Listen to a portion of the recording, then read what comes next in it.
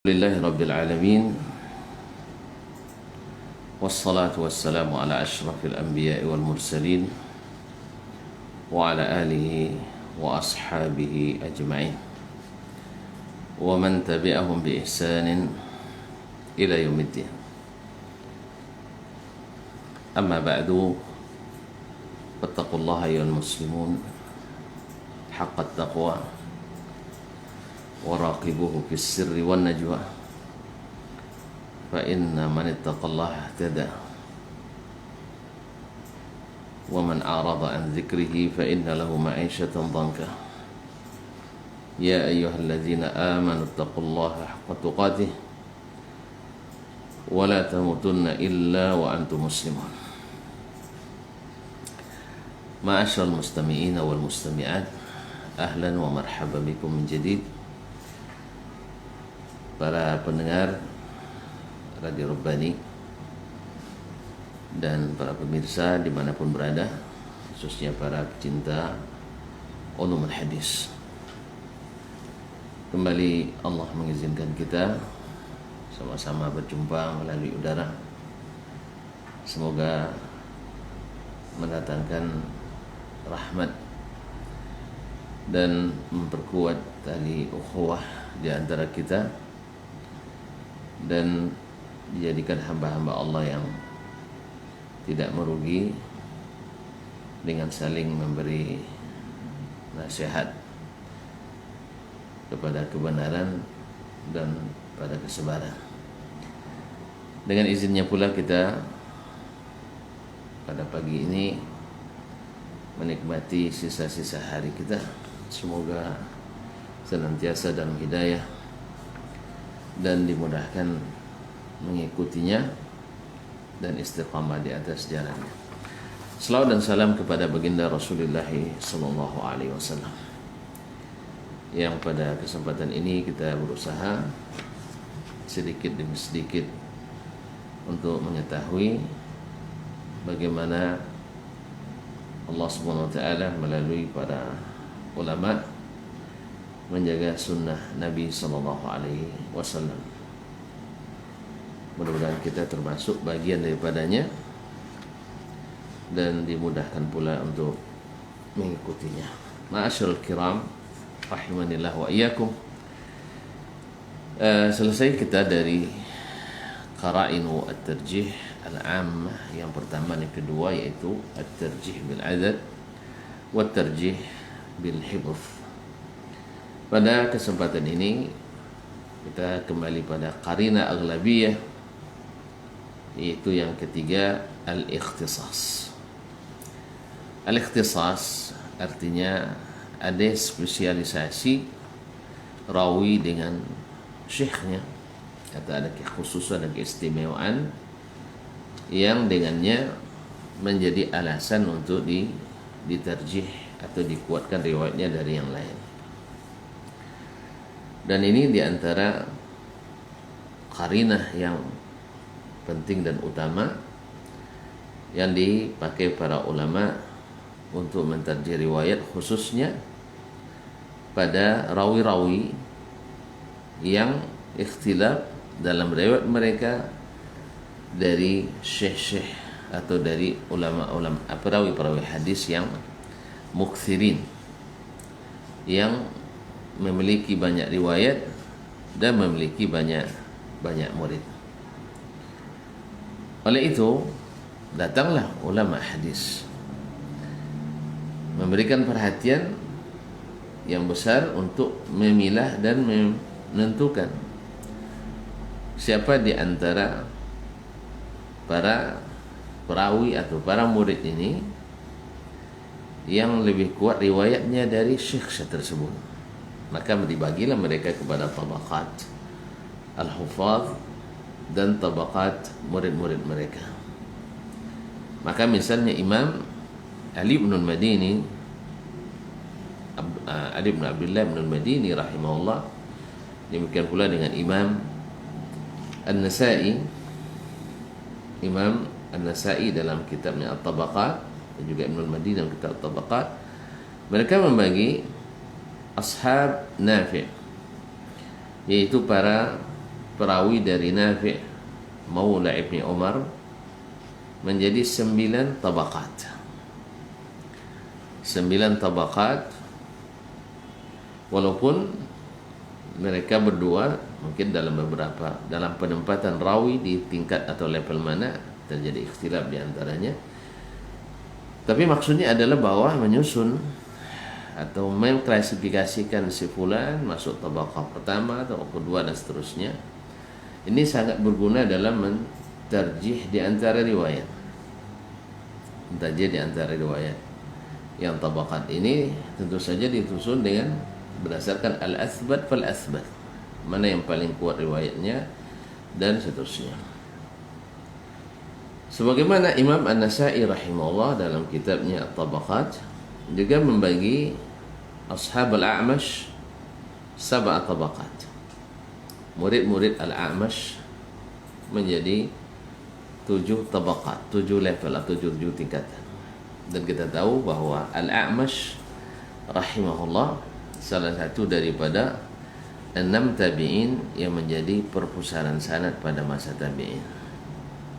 Saya ulang bahwa di masa tabi'in ada 6 rawi yang diberikan Allah SWT keutamaan sehingga dalam meriwayatkan hadis sehingga menjadi pusat perpustakaan sanad, yaitu Az-Zuhri di Madinah, Ibnu Syihab Az-Zuhri di Madinah, Amru ibn Dinar Al-Makki di Makkah, dan Yahya ibn Abi Kathir Al-Yamami bersama Qatadah ibn Di'amah ibn Qatadah As-Saddusi di Basrah, kemudian Al-A'mash dan Abu Ishaq As-Sabi'i di Kufah. Nah, Al-A'mash termasuk salah satu daripada ruwat al-muqtsirin, rawi yang banyak meriwayatkan hadis. Sebagaimana juga Nafi' tadi di Madinah, salah satu dari 7 fuqaha Madinah yang juga memiliki banyak murid. Nah, al-ikhtisas ini berkata Syekh, hadha al-ikhtisas ya'udu ila iddati asbab. Spesialisasi ini atau keistimewaan ini karena beberapa sebab. Artinya dasar identifikasi yang digunakan oleh para ulama dalam menyusun tabaqat ini kembali ke beberapa sebab. Di antaranya adalah quwwatul hifdzi. Di antaranya adalah mana di antara mereka yang paling kuat hafalannya. Wa kadzalika awil kitabah, atau kembali kepada sebab yang kedua, yaitu sebagian menulis sebagian tidak, seperti yang kita lihat pada qarinah yang kedua kemarin, bahwa di antara yang menguatkan hafalan itu adalah al-kitabah, menulis. Sebab seperti kata Imam Ibnu Hajar rahimahullah taala, bahwasanya al-hifdzu khawan, hafalan itu sering berkhianat, sering tidak seperti menulis. Makanya di samping itu, di samping menghafal, mereka juga menulis. Nah, bila sebagian menghafal, sebagian menulis, lalu terjadi ikhtilaf, tentu saja yang menghafal dan menulis lebih kuat daripada yang sekedar menghafal tanpa menulis, ya, secara umum. Autulul mulazamah, autulil mulazamah. Ini yang pertama itu hafalan dan kitabah ini secara dominannya seperti itu. Atau sebab pengklasifikasian tadi kepada tabaqat, ke beberapa tingkat dan level adalah tulul mulazamah. Artinya lamanya mulazamah. Mulazamah artinya seorang murid dengan gurunya itu lama sekali belajar.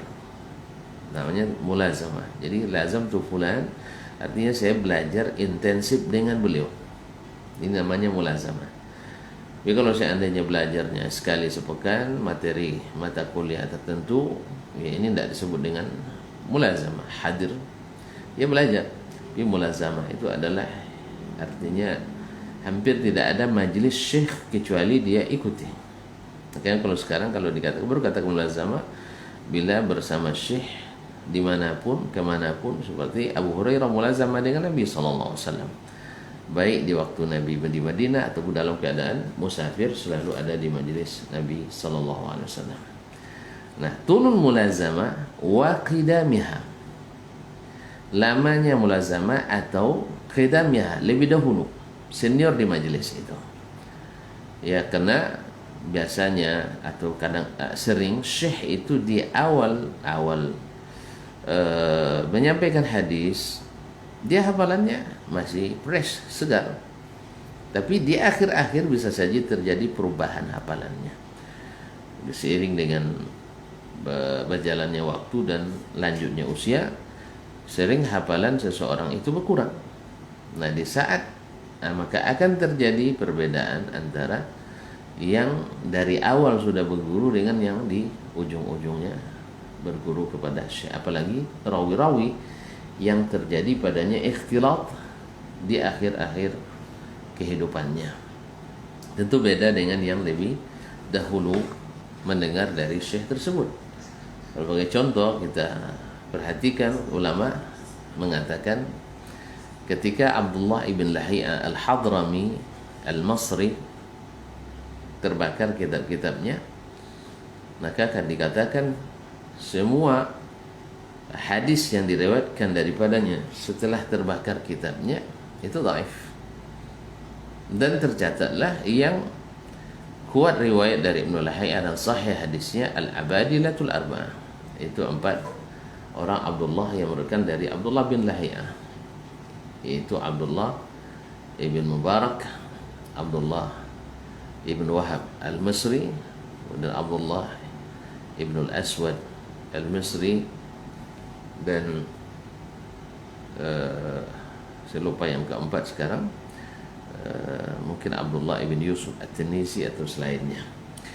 Nah, mereka ini karena mendengar dari awal dari Ibnu Lahia sampai juga masa ikhtilatnya, dan mereka bisa membedakan hadis karena mereka dari awal sudah berguru padanya, bisa membedakan mana hadisnya Abdullah ibn Lahia di semasa belum terbakar kitabnya dan mana yang riwayatnya setelah terbakar. Mereka bisa bedakan. Ternyata hafalan syekh berubah. Nah, atau qarabatir rawi, atau bisa saja pengklasifikasian tersebut kembali kepada kekerabatan yang ada pada rawi, yaitu yang anaknya yang senantiasa bersamanya dalam majelis ilmu. Katakanlah riwayat Ibnu Abi Hatim dari bapaknya Abu Hatim Ar-Razi atau dari Abu Zur'ah, dibanding dengan riwayat yang lain misalnya akan lebih kuat. Atau di masa riwayat seperti riwayat Israel bin Yunus bin Abi Saq as-Sabi'i, ya, dibandingkan riwayat yang lain daripadanya, tentu dikatakan bahwa ada kekerabatan di antaranya. Atau antara Nafi' dari Ibnu Umar dengan riwayat selain Nafi' dari Ibnu Umar, karena antara Ibnu Umar dan Nafi' ada hubungan wala al-itq, yaitu mantan hamba sahayanya, jadi ada kedekatan khusus. Atau riwayat Sa'id bin Musayyib misalnya daripada Abu Hurairah radhiyallahu taala, ada karena dia menantunya, dan seterusnya. Ini sering juga menjadi asbab tarjih. Nah, wa nahwi dzalika min al-asbab al-katsirah, dan masih banyak sebab-sebab lain yang membuat rawi ini istimewa dari rawi yang lain. Atau misal Imam Al-Humaidi sahibul Musnad dari Sufyan ibn Uyainah, maka Imam Al-Bukhari bila dapat hadis dari Al-Humaidi gurunya, riwayat dari Sufyan ibn Uyainah, dia bilang saya tidak perlu lagi yang lain, karena ada ikhtisas antara Al-Humaidi dengan Sufyan ibn Uyainah alaihi rahmatullah. Ikhwani fillah, para pendengar dan para pemirsa yang dirahmati Allah Subhanahu wa taala. Nah, wal ihtimam bihadil qarina wa ma'rifati tabaqati ashabil huffaz wa nazili min syuyukhihim wa maratibihim fiha bainahum yu'ti al-mar'a quwwatan wa malakatan fi ta'lil al-hadis. Nah, mencurahkan perhatian pada qarinah ini dan mengenali tabaqat, tingkatan-tingkatan atau level-level para murid muridnya para hufaz hadis dan kedudukan mereka dari sisi riwayatnya dari syekh tersebut, dan bagaimana tingkatan-tingkatan mereka sesama murid, memberikan seseorang suatu kemampuan dan keahlian dalam mentaklil ahadis, dalam memberikan taklil, menyebutkan ilahnya hadis, wa tarjih indal ikhtilaf, dan menterjih ketika terjadi ikhtilafur riwayat. Duna kathiri ana au juhdin qad yabzuluhu man jahila dhalik, tanpa perlu bersusah payah dan menghabiskan energi dan waktu seperti yang dilakukan orang yang tidak memahami tingkatan-tingkatan ini. Mungkin misalnya orang yang mengetahui siapa rawi yang paling sabit dari Abdullah bin Umar misalnya, maka kita dapatkan Nafi' misalnya. Lalu terjadi ikhtilaf antara Nafi' dengan selainnya dari Ibnu Umar, kita katakan Ibnu Umar dengan Nafi' ini ada hubungan khusus, yaitu wala. Atau riwayat misalnya Ayyub dengan Qatadah As-Sadusi dari Anas ibn Malik. Nah, kedua mereka ini punya kekhususan dalam riwayatnya. Atau Thabit bin Aslam al-Bunani dari Anas. Ini orang-orang level 1 dari Anas bin Malik. Lalu bila ada riwayat misalnya dari orang lain yang ikhtilaf dengan mereka ini, seperti yang pernah kita sebutkan dalam riwayat hadis qunut subuh misalnya, datang Ar-Rabi' bin Anas, berbeda riwayatnya dari huffaz, orang-orang yang punya ikhtisas dengan Anas ibn Malik. Lalu kita katakan, tidak ragu kita bahwasanya riwayat huffaz ini muqaddam dan dirajihkan dari riwayat orang yang jauh levelnya di bawah mereka, di antara murid-murid Anas ibn Malik rahmatullahi alal jami' wa radhiyallahu an Anas ibn Malik. Nah, Syekh mengatakan, fa idza rawa jama'atun min hafizin lahu ashab, apabila ada sekelompok rawi yang merupakan hadis dari seorang hafiz, rawi yang hafiz, lahu ashab, dan dia punya banyak murid, wa tafarrada rawin anhu dunahum, lalu ada satu rawi tafarrad, sendiri meriwayatkan daripada hafiz tadi, dunahum, berbeda atau tidak diriwayatkan oleh jamaah tadi yang ramai tadi, biziyadatin aw wajh, dengan tambahan lafaz atau tambahan wajah atau sanad, wajibat tawaqqufu an qabuliha, yang seperti ini wajib kita berhenti dulu, tidak langsung diterima. Lianna tafarruda wahidin anhu biha dunahum, karena sendirinya satu rawi ini berasal dari hafiz tersebut dan tidak diikuti oleh yang ramai ini, yang levelnya lebih tinggi, ma'a tawaffuri dawa'ihim, walaupun sebab-sebab yang mendorong mereka untuk meriwayatkan daripadanya sangat banyak, seperti amalan itu amalan yang terjadi setiap hari misalnya, mimma ta'umu bihal balwa, wa jam'i hadithihi, dan mesti mereka mengumpulkan hadis yang seperti ini karena amalan yang rutin dilakukan, yaqtadi ribatan. Nah, ketika terjadi riwayat yang berbeda dengan orang ramai ini menimbulkan keraguan, tujibut tawaqquf anha, yang mengharuskan kita tawakuf dalam menerimanya, seperti dinukil dari Ibnu Hajar dalam An-Nukat juz 2 692. Jadi ada rawi, dia seorang hafiz, kemudian punya banyak murid. Nah, murid-muridnya meriwayatkan hadis, suatu hadis. Ya, lalu datang seorang rawi yang levelnya tidak punya keistimewaan dari syekh yang hafiz tadi, berbeda dengan riwayat mereka atau ada tambahan dengan riwayat mereka. Maka yang seperti ini, padahal isi dari tambahan itu harusnya diriwayatkan oleh mereka karena berkaitan dengan kebutuhan umum yang harus diamalkan dalam amalan sehari-hari. Ternyata beda riwayat orang ini. Yang seperti ini wajib tawakuf dalam menerimanya. Wajib tawakuf dalam menerimanya. Karena apa? Karena sebab-sebab harus diriwayatkannya besar. Lalu mereka tidak riwayatkan. Kemudian ada yang rawi yang sangat jauh di bawahnya mereka levelnya. Dia riwayatkan. Bukankah ini sesuatu yang mustahil tidak diketahui oleh yang ramai ini?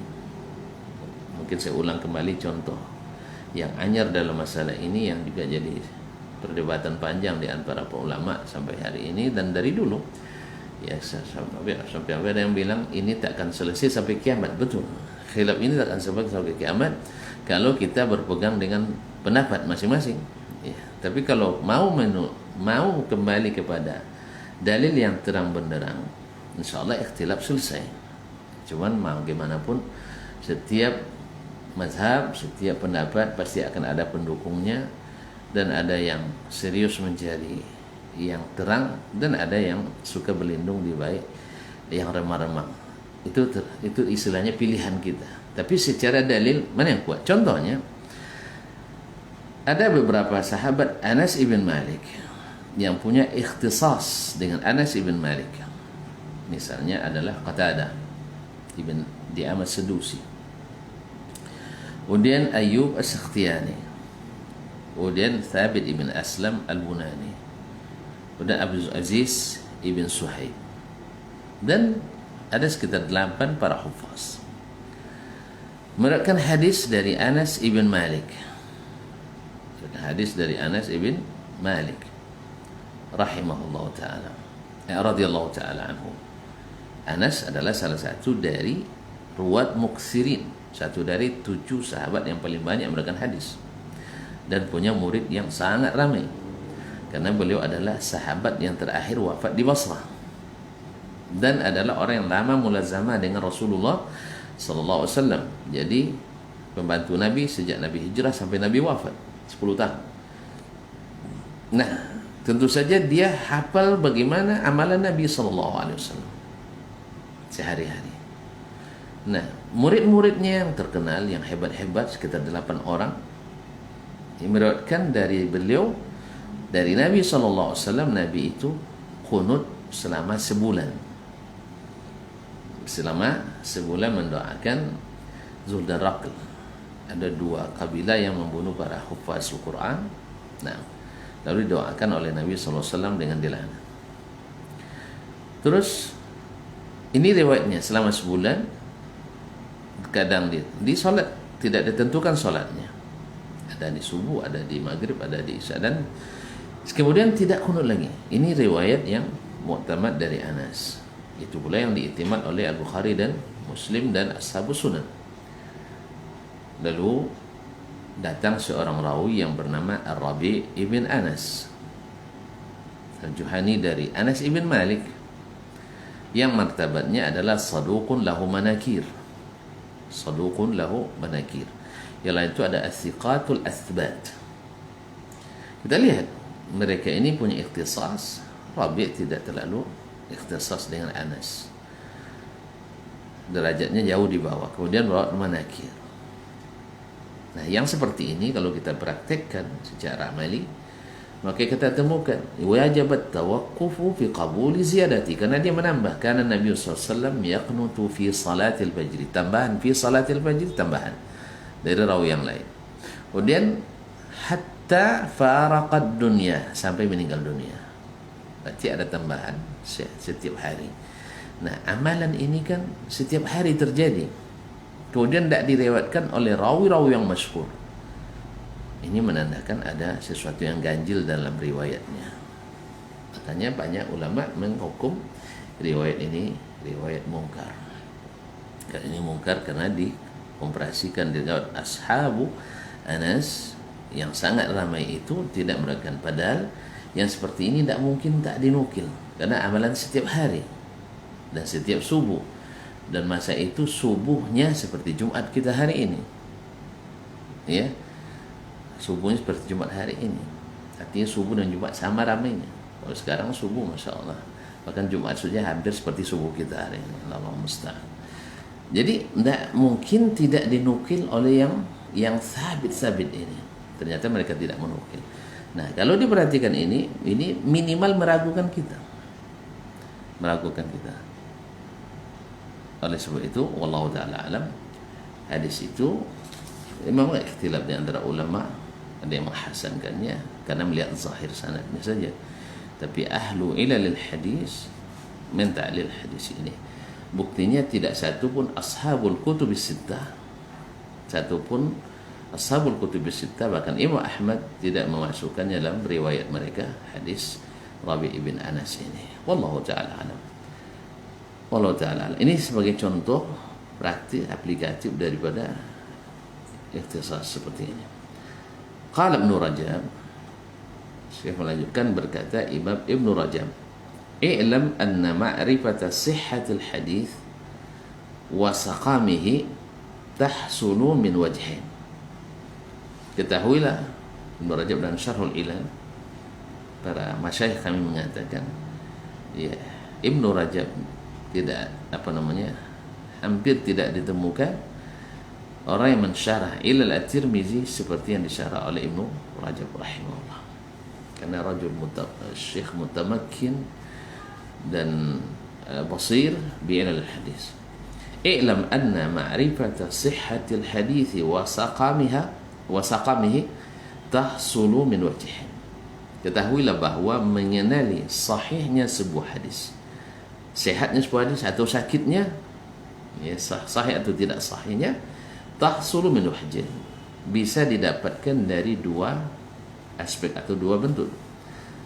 Ahaduhuma, salah satunya, ma'rifatu rijalihi wa thiqatihim wa dha'fihim, yaitu mengenali para perawinya, rijalnya, thiqah atau dhaif.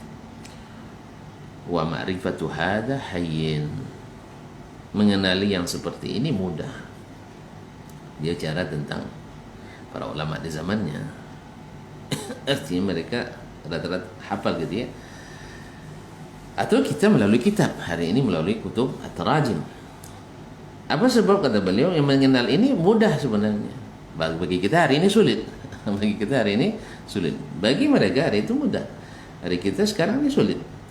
Lianna thiqat wa du'afa duwinu fi kathiri min at-tasanif. Karena rawi-rawi yang thiqat dan rawi-rawi dhaif sudah dicatatkan di dalam banyak kitab, dalam banyak buku. Wa qad ishtaharat bi syarhi ahwalihim at-tawalif, dan banyak sekali kitab-kitab masyhur yang menjelaskan keadaan mereka. Ya, baik-baik rawi yang sepakat didhaifkan, sepakat dithiqahkan, atau terjadi ikhtilaf. Kalau terjadi ikhtilaf, gimana dawabitnya, bagaimana qawaidnya, ini sudah banyak. Dan ini mudah, ini bagian mudah, walaupun hari ini bagi kita sangat sulit memang. Ya, kalau sudah ikhtilaf, Ibnu Ma'in mendhaifkan, Ahmad menthiqahkan, bingung kita. Kalau tidak sabar, bingung kita. Akhirnya kembali aja ke Taqribut Tahzib Ibnu Hajar, saduq, dah ada selesai. Padahal pentingnya perkataan ulama, karena ada kadang-kadang berkaitan dengan hadis langsung, atau berkaitan dawi dengan rawi yang langsung. Nah, ada kalau kita hanya melihat terjemah, ambil takrib saduq atau saduqun sayul hifzi misalnya, ini sangat mudah. Tapi kadang-kadang di tengah-tengah kitab tarajim akan kita temukan, kenapa dia sayul hifzi, disebut riwayatnya dari sianu bin sianu dhaif, tapi riwayatnya dari sini dhaif. Ini yang kadang-kadang banyak di antara peneliti tidak sampai ke situ penelitiannya. Sebab apa? Mengambil zahir sanadnya. Maka kata Ibn Rajab, ini cara yang mudah. Wal wajh tsani, yang kedua, aspek yang kedua adalah ma'rifatu maratibits thiqat, yaitu mengenali level-level para rawi yang thiqat, tingkatan-tingkatan mereka. Kalau istilah apanya, maqam-maqam mereka. Nah, wa tarjih ba'dihim atau wa tarjihu ba'dihim ala ba'd, dan bagaimana merajihkan pendapat yang satu dari pendapat yang lain. Ini lebih mirip juga dengan ikhtilafnya para fuqaha. Orang yang paham istidlal, istinbat dan istiqra'nya para fuqaha, dia bisa mentarjih. Tapi kalau hanya mengenali pendapat sepulan begini, pendapat sepulan begini, dan sepulan ini bagi para fuqaha itu mudah juga. Tapi bagaimana mentarjih di antara pendapat tersebut, ini punya takhasus lain. Jadi mengetahui pendapat syekh ini, ulama ini, Syafi'i begini, dalilnya ini begini, dalilnya ini. Tapi sampai kepada sababul khilaf wa thamratul khilaf wa tarjih, ini memerlukan kekuatan yang di atas itu lagi. Sebagaimana dengan sini mengetahui rijal bahwa dia thiqah dan sebagainya, ini mudah. Tapi untuk tingkatan-tingkatan mereka, ini adalah tambahan yang dimiliki oleh ulama tertentu. Wa tarjih ba'dhi ala ba'dhin inda ikhtilaf, dan mentarjih riwayat sebagian dari sebagian yang lain ketika ikhtilaf. Imma di sanad, baik ikhtilaf yang terjadi pada sanad seperti contoh yang sudah banyak kita sebutkan, wa imma fil waqfi wa rafa, atau ikhtilaf dalam satu meratkan marfu', satu meratkan mauquf, wa nahwi dzalik, dan seumpama itu. Wa hadha huwa alladhi yahsulu min ma'rifatihi wa itqanihi wa kathrati mumarasatihi al-wuqufu ala daqaiqi ila al-hadis. Yang inilah yang dengan mengetahuinya dan mendalaminya dan menguasainya secara profesional dan sering mengaplikasikannya, membuat seseorang sampai kepada mengenali seluk-beluk ilalul hadis. Seluk-beluk ilalul hadis. Makanya tidak semua yang tahu bagaimana kutubut tarajim lalu dia baca rawinya ini thiqah, ini hasan dan sebagainya. Tidak semua. Maka ikhwani fillah, dan itu pula lah mungkin wallahu alam, banyak di antara ulama mungkin di kitabnya ini dia sahihkan hadisnya, di kitab ini dia hasankan, bahkan mungkin di satu yang lain dia dhaifkan. Ini biasa kaum muslimin dan muslimat, siapapun yang melihat kutubut takhrij, hampir tidak ada ulama kecuali terjadi padanya, dalam bahasa orang sekarang, tanaqud. Ya, tanaqud. Bagi yang sakit-sakit dia jadikan itu alat untuk menjatuhkan ulama. Padahal hampir tidak ada ulama yang mentakhrij hadis kecuali terjadi itu pada mereka. Di sini dia dhaifkan, di sana dia sahihkan, di sini dia hasankan, di sana dia sebutkan munkar dan sebagainya. Wallahu a'lam, di antaranya terjadi ikhtilaf ijtihad.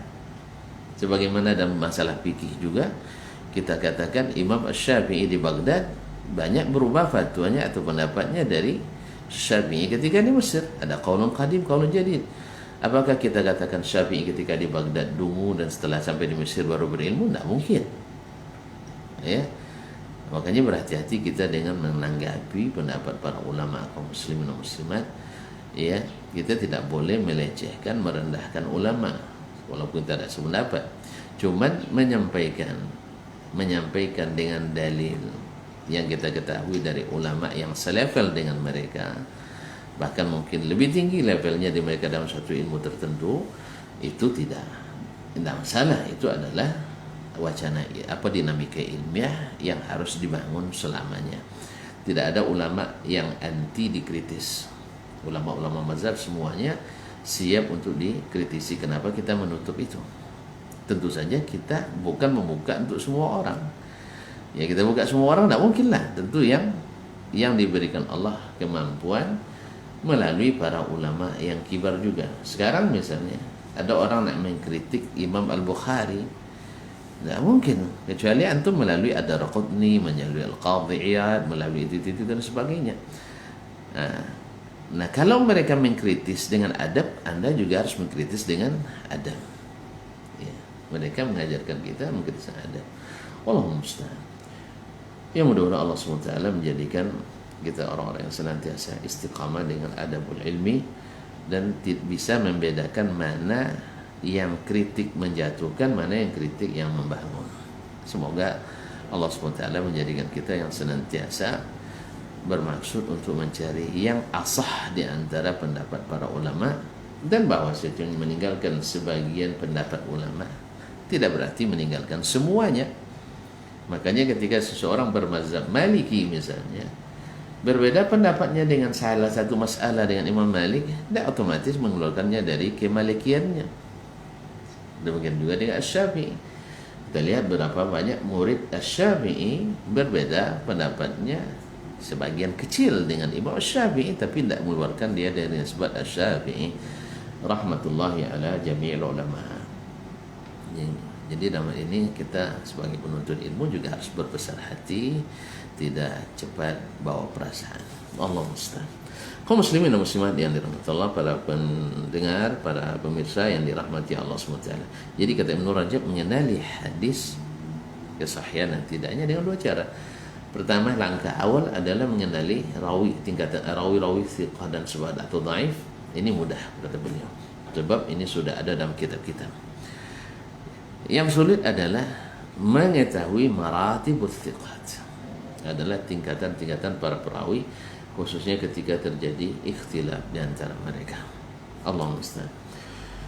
Wa yastakhdimu ulama al-hadis hadhihi al-qarina biqauli mathalan, para ulama hadis ketika mentarjih dengan al-ikhtisas ini menggunakan qarina ini seperti perkataan mereka, fulanun athbat, si fulan lebih thabit, atau ahfaz fihi, atau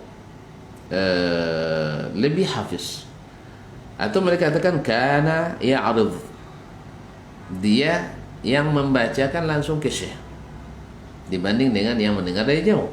Nah, au kana yaktub, atau biasanya menulis, ada kekhususan.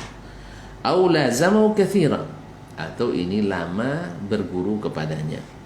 Wa nahwi dzalik mimma yadullu ala tamayyuz, dan selain itu yang menunjukkan tanda bahwa dia ada keistimewaan an ghairihi, dari yang lain, fi syai'in, dalam suatu masalah atau dalam suatu hal yang harus yaqtadi taqdimahu indal ikhtilaf, yang membuat dia didahulukan dari yang lain ketika terjadi ikhtilaf. Dan ini sering terjadi, ya, sering terjadi ikhtilaf terhadap Zuhri misalnya. Nah, siapa yang didahulukan ketika terjadi ikhtilaf? Ya, ikhtilaf terhadap Nafi' atau terhadap Malik ibn Anas, mana yang didahulukan? Dan ini ada dalam kutubu al-ilal. Qala Ibnu al-Qayyim rahimahullah fi taqrir qa'id hadhihi al-qarina, Imam Ibnu al-Qayyim dalam menetapkan atau mentakrir qarina ini, wala yunafi baina qawli man dha'afahu qawli man wathaqahu, aw wala tanafiya baina qawli man dha'afahu wa qawli man wathaqahu. Tidak ada saling menafikan antara perkataan yang mendhaifkan dan perkataan yang mensiqah. Lianna man wathaqahu jama'a baina tawthiqihi fi ghairi Zuhri, karena orang yang mentawthiqnya mengumpulkan antara tawthiqnya pada selain Az-Zuhri wa tad'ifahu fi, dan pada mendhaifkan padanya. Wa hadhihi mas'alatu ghairu mas'alati ta'arudil jarh wa ta'dil. Ini tidak masuk dalam masalah ta'arudil jarh wa ta'dil. Artinya dia menyebutkan seorang rawi misalnya dari Az-Zuhri dhaif, nah, dan selain Zuhri thiqah. Jadi dia kumpulkan antara tad'if dan tawthiq di situ. Dan ini bukan ta'arud jarh wa ta'dil, tidak masuk dalam bab pertentangan ulama jarh wa ta'dil. Karena jarh wa ta'dil sebagian mendhaifkan secara mutlak, sebagian menthiqahkan secara mutlak. Ini baru pertentangan. Tapi kalau disebutkan dia dari Zuhri dhaif, kemudian dari selain Zuhri thiqah, ini tidak bertentangan, ini hanya tafsir. Bal yadhunnu qasirul ilmi annaha hiya, tapi orang-orang yang pendek ilmunya menyangka itu pertentangan. Fa yu'aridu qawla man jarahu bi qawli man addalahu, lalu dia menolak perkataan orang yang menterjih dengan perkataan orang yang mentakdilnya. Ya, kalau kita kembali ke contoh hadis yang saya sebutkan, hadis kunus subuh tadi, ya, misalnya Rabi' bin Anas dia saduq, tetapi ada yang mentajrih riwayatnya dari Abu Ja'far Ar-Razi. Law manakir khasatan fi marawahu anhu Abu Ja'far Ar-Razi, khususnya yang diriwayatkan dari padanya oleh Abu Ja'far Ar-Razi, maka hadisnya mungkar walaupun dia pada asalnya adalah saduq. Ini tidak termasuk ta'arud. Maka kita tidak kata, oh si fulan si fulan mensiqakannya, si fulan mendhaifkan. Tidak, ini tidak masuk pertentangan. Karena yang didhaifkan itu bila riwayatnya dari si fulan. Adapun secara umum riwayatnya adalah saduk. Nah, ketika terjadi ikhtisas seperti itu, maka kita jadikan riwayat yang datang yang disebutkan lemah di situ sebagai riwayat yang marjuh. Wallahu a'lam. Wa innama hadhihi mas'alatun ukhra ghairuha, ini masalah lain selain masalah ta'arudul jarh wa hiya al-ihtijaj birrajul, yaitu berhujjah dengan seorang rawi fi ma rawahu an ba'd syuyukh, yaitu pada sesuatu yang diriwayatkan dari sebagian syuyukh, wa tarkal ihtijaj bihi, dan meninggalkan berhujjah dengannya fi ma rawahu an akhar, dari riwayatnya dari rawi yang lain. Wa hadza ka Ismail bin Ayyash, contohnya seperti Ismail bin Ayyash. Fa innahu inda a'immati hadzal syan, sebab Ismail bin Ayyash ini menurut sebab imam-imam ulama atau imam-imam ahli hadis, hujjatun fis syamiyyin, dia hujjah bila riwayatnya dari ahli Syam, dari ahli Syam, ahli baladihi, yaitu orang-orang kampungnya atau orang negerinya, karena asal dari Syam. Wa ghairu hujjatin fi marahu anil hijaziyyin wal iraqiyyin, dan tidak diambil hujjah hadisnya bila meriwayatkan dari ahli Hijaz atau dari ahli Iraq, wa ghairi ahli baladi, dan selain ahli kampungnya. Nah, kalau contoh konkretnya dalam keadaan sehari-hari, misalnya orang sekarang bicara tentang dakwah Syekh Muhammad bin Wahab yang dinisbatkan kepadanya gerakan Wahabi misalnya. Kalau yang bicara bukan orang-orang Hijaz, orang-orang yang pernah belajar di Arab Saudi tentang Syekh, tidak mu'tamad, sebab mereka mengambil tidak dari sumber asli, tidak mengambil dari sumber asli. Jadi ghairu mutqin li hadits al-Hijaz, tidak profesional dalam hadis-hadisnya ahli Hijaz, karena mereka tidak paham, karena mereka mungkin kitabnya tidak pernah dibaca atau dibaca melalui syekh-syekh yang antipati dengannya, maka mereka tidak hujjah dalam masalah ini.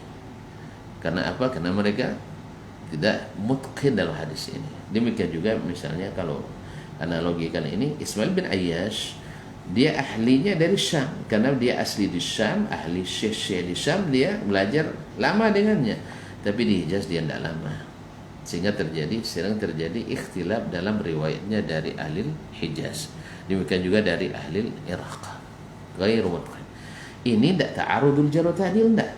Cuman ini adalah tasnimur riwayat, bahwa riwayatnya dari ahli Syam muhtajun biha, riwayatnya dari ahli Syam jadi hujjah, tapi dari yang lain dhaif.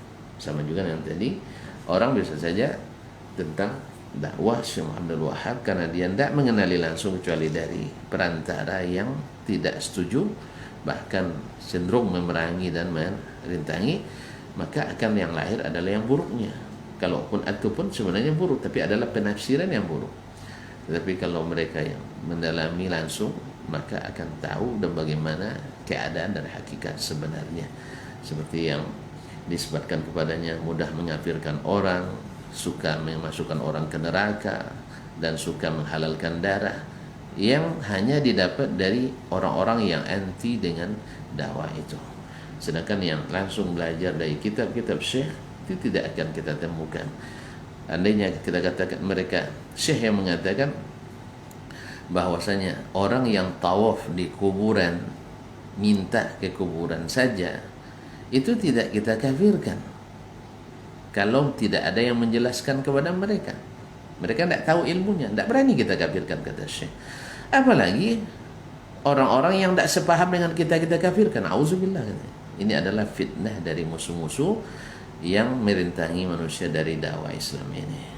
Jadi kalau ada yang mengatakan haus darah, suka menumpahkan darah, ini semuanya adalah fitnah dari orang-orang yang tidak mutqin dalam masalah dakwah Syekh Muhammad bin Abdul Wahab. Demikianlah Ismail bin Ayyash dulu hadisnya dari Al-Syam, ya qawi, thiqah, tapi dari selain Al-Syam tidak. Dan ini wa mithlu hadza tad'ifu man dha'afa qabisah fi Sufyan ats-Tsauri. Seperti itu pula orang yang mendhaifkan Qabisah bin Uqbah As-Suwa'i fi Sufyan ats-Tsauri, dalam riwayatnya dari Sufyan ats-Tsauri. Wahtajja bihi fi ghairihi, tapi riwayatnya dari selain Sufyan ats-Tsauri dijadikan hujjah. kama fa'ala Abu Abdurrahman An-Nasa'i, seperti yang dilakukan oleh Imam An-Nasa'i rahimahullah. Bila riwayat Qabisah Ibn Uqbah As-Suwa'i dari Sufyan Ats-Tsauri dikatakan dhaif, tapi kalau riwayatnya dari selain Ats-Tsauri dikatakan thiqah. Jadi ada ikhtisas. Wa hadhihi tariqatul huzzaq min asbab al-hadits atibba ilalihi yahtajuna bi hadits syakhs amman huwa ma'rufun bi riwayatihi وبحفظ حديث إتقانه وملازمته له واعتنائه بحديثه ومتابعة غيره له ويتركون حديثه نفسه أمن ليس هو معه بهذه المنزلة إلى آخر كلامه الذي سبق. Dan kata Ibn Rajab, inilah caranya para ahli hadis yang sangat jelimet, yang merupakan atibba ilalihi, para dokter spesialis ilalnya, mengambil hujjah dengan hadis seseorang dari syekh yang ma'ruf riwayatnya dari syekh tersebut, dan dia menghafalkan hadisnya dan mutqin profesional dalam hadis syekh ini, dan lama mulazamah dengannya, dan senantiasa murajaah memperhatikan hadisnya, dan ada mutabaah dari selainnya dari riwayatnya dari syekh, dan di saat yang sama ditinggalkan hadisnya dari rawi atau syekh yang lain yang tidak ada mutabaah baginya. Nah, ini ikhwani fillah salah satu dari qarinah min qara'in at-tarjih al-ilal yang disebut dengan al-qara'in al-aghlabiyah. Di antara contohnya kata Syekh di sini adalah qaul Ibn Ma'in, Hammad ibn Salamah a'rafu bi Ali ibn Zaid ibn Jud'an, yakni Ali ibn Zaid min Hammad ibn Zaid. Hammad ibn Salamah lebih mengenal hadis Ali ibn Zaid ibn Jud'an dibanding Hammad ibn Zaid. Ini dua-duanya ulama Basrah satu zaman. Ya, Hammad ibn Salama ibn Dinar, Hammad ibn Zaid ibn Dirham, dua-duanya Basri sezaman. Kalau dari sisi ilmu lebih tinggi Hammad ibn Zaid. Ya. Dari sisi keutamaan, kemuliaan, kelebihan lain, Hammad ibn Salama ibn Dinar lebih mulia. Sampai ada yang menanya, mana di antara keduanya, Hammad ibn Zaid ibn Dinar ayyuhuma afdal min Hammad ibn Zaid ibn Dirham? Dijawab oleh alim ini, man kana jadduhu dinar a'la mimman kana jadduhu dirham. Orang yang datuknya emas lebih mulia daripada yang datuknya perak. Karena dinar emas, datuknya Hammad ibn Salamah. Karena dinar perak adalah dirham, itu datuknya Hammad ibn Zaid. Tetapi dari segi keutamaan ilmunya Hammad ibn Zaid lebih tinggi. Tapi di hadisnya dari Ali ibn Zaid ibn Jud'an, maka Hammad ibn Salamah lebih menguasai hadisnya. Wa yadkhulu fi hadhihi al-qarina man sami'a ar-rawi qabla ikhtilaf. Masuk dalam qarina ini siapa yang mendengar dari seorang rawi sebelum ikhtilaf. Ya, seperti kita sebutkan tadi riwayat Abdullah ibn Lahi'ah yang diriwayatkan daripadanya oleh Al-Abadilah lebih kuat daripada yang diriwayatkan oleh selain Al-Abadilah, karena Al-Abadilah ini mereka meriwayatkan daripada dari Abdullah bin Al-Hay'ah sebelum ikhtilatnya. Fayurajjahu janibuhu liikhtisasi bis-sama'i min qabla taghayyur. Maka orang ini dikhususkan, terjih riwayatnya dengan khususan ini karena dia mendengar sebelum ikhtilat, sebelum rusak hafalan syekhnya. Wa qad tafarrada hadhihi al-qarinah wal amru sahal. Kadang-kadang qarina ini secara khusus, dan ini masalah yang mudah. Wa min amsilatihi qauli Abi Hatim, di antara contohnya perkataan Imam Abu Hatim Ar-Razi, Muhammad bin Idris bin Munzir Al-Hanzali, Israel aqdamu sama'an min Zuhair di Abi Ishaq. Israel lebih dulu mendengar hadis dari Zuhair ibn Harb pada Abu Ishaq. Thumma dzakar ikhtilat Abi Ishaq, kemudian disebut ikhtilat Abi Ishaq. Apa maknanya? Yang mendengar dulu tentu di masa sebelum ikhtilat. Zuhair mungkin mendengar setelah terjadi ikhtilat, yaitu berubahnya hafalan Syekh Abu Ishaq As-Sabi'i alaihi rahmatullah. Nah, dengan demikian selesailah pembahasan tentang al-tarjih atau